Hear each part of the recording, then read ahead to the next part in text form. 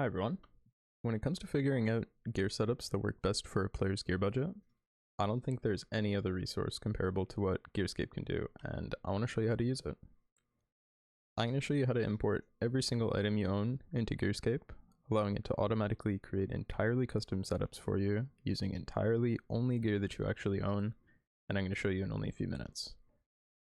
After these things are set up, I'm going to show you one of many scenarios that hopefully helps to explain why I find it so useful. So we're going to start in game here, as you can see, and we're going to go to the RuneLite plugin hub, and we're going to install a plugin called Bank Memory with this $sign. Once you install this, a $sign icon is going to be on the right side of your RuneLite here. But before we go there, let's just bank all of our items, because this plugin needs to see that you've got an actual real copy of everything in your bank, not just a placeholder.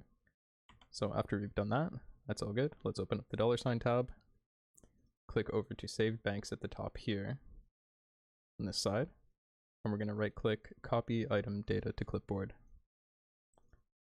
Once you've done that, we've got everything we need from the client, so we can move on to the browser. I'm in an incognito window here, so you can see this is a brand new, fresh Gearscape window with no changes to it. Can't see my mouse though, but that's fine. The tab we're going to be using for all of our gear optimizations and stuff is going to be the second one here, called Best Setup, and you should bookmark this one.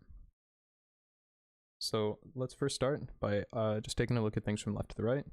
We've got our stat line here, so I'm going to type in my RSM, and I'm going to get Wise Old Man to import them.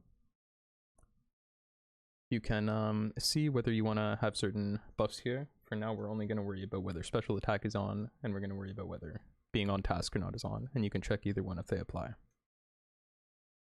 So next we have the drop down of all of the monsters in the whole game. It goes very, very far. You can just type in and search and you'll find it. And underneath it we have several potential defense reducing special attacks for us to apply.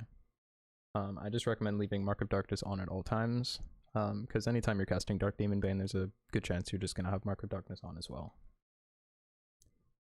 Okay, so for the most important part, the gear section. This exclude section isn't important to us right now, but the include side here, if we click to there, is where we're going to use the item data that we just copied. So click here and click onto the little RuneLite icon here. And at first it's going to pop up and talk about bank tags, but we're going to go to the second tab here called Bank Memory. And as you can see here, we already did the first 3 steps. We already copied the item data and stuff. So we can go ahead and paste our bank's items in here and hit import.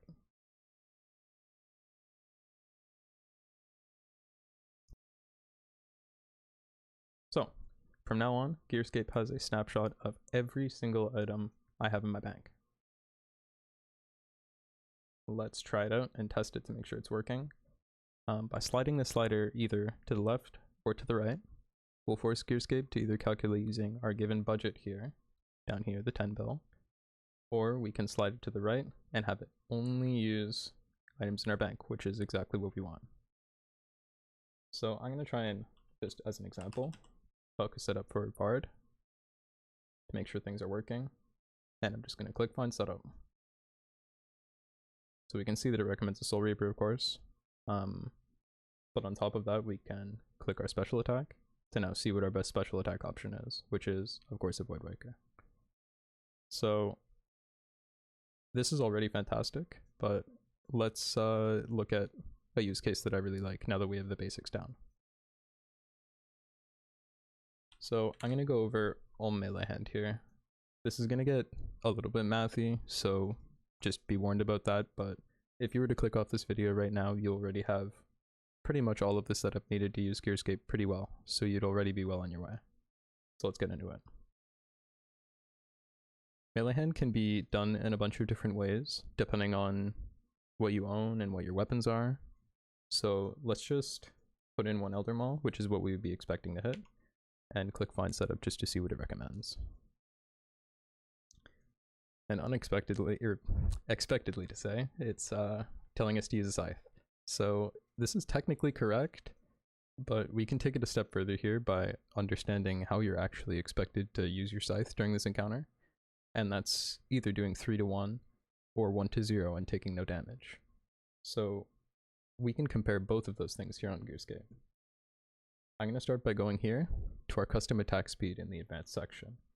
It's already recommending us a scythe and such here, that setup that we'd normally be looking at, but instead I'm going to click custom attack speed here and set it to 5.3, because when you're doing 3.1 or 3 to 1, every third attack you're going to be losing 1 tick, so this will add up to 16 ticks spent every 3 attacks. Let's hit find setup, and you'll see our DPS of 10.3 goes down a bit to 9.7. I'm going to click open in DPS calculator here, and you'll see it pops it up here into this first tab, and we can go right back to best setup because we've still got a little bit more to do. I'm going to go back to advanced here, and instead this time I'm going to set the attack speed to 8 because that is the attack speed of doing 1 to 0 while taking no damage. And then I'm going to hit find setup. You can see this lowered our DPS a lot more, and I'm going to open that in DPS calculator as well. I'm going to hit the little lock up here to remove these two dud setups from just the brand new Gearscape.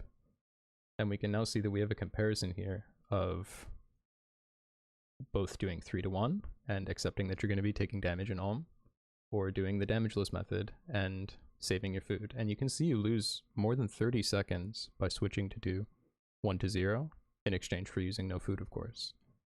So this is something that's really worth considering when you're doing a solo raid.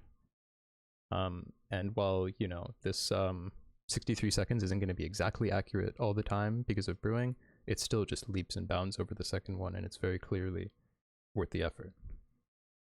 I hope that was a good example, and I hope this video was helpful.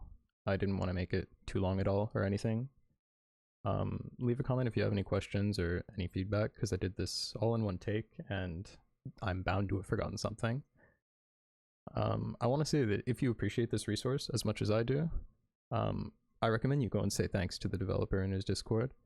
The only time I ever posted about a bug, he replied to me within 30 minutes, and within the hour, the fix was already live on the website, so he is just fantastic. Anyway, thanks for watching.